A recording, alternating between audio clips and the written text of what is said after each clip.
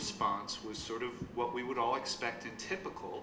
The social media response was reflective of what society felt about it, and then you watched a pretty powerful thing happen, which was that the mainstream media had to catch up, and you had CCTV correspondents doing some pretty powerful social commentary on air, breaking into tears. I mean, you had the mainstream media catching up with social media, and so that's going to be hopefully a pressure. Okay, can you comment on that? Presented that straight away, so it is known to the public. Yeah, well, that's not the point. I just wanted to reiterate the known fact, but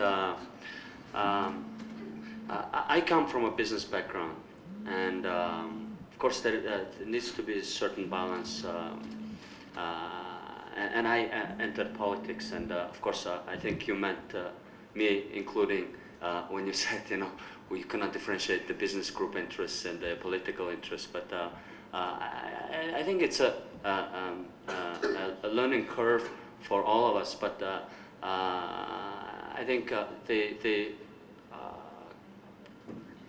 defining clear rules and showing leadership like Nomin did with her company, and I'm trying to do with what I'm doing right now, is and being open about it to the public will help the problem.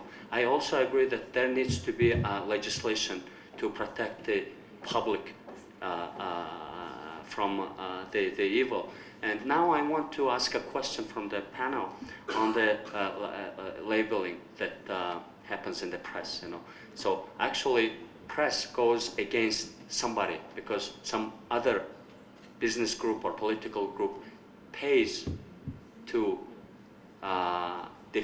defamate a particular company or a person. I think, what is your take on this? How do we handle the issue? Point. What we have as a media in the country is that media, obviously you heard that we are financially not independent.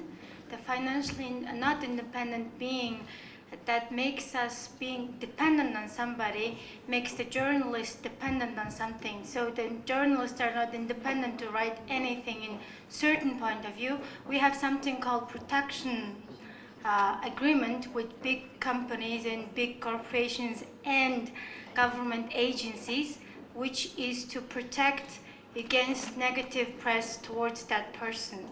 So that is limiting the journalists' right to write there freely, and journalists to have a right free speech. However, on the other hand, the journalist has a quite freedom of actually writing something negative about people. For example, if they find something negative about gun, they're willing to write about it if someone else pays to do so.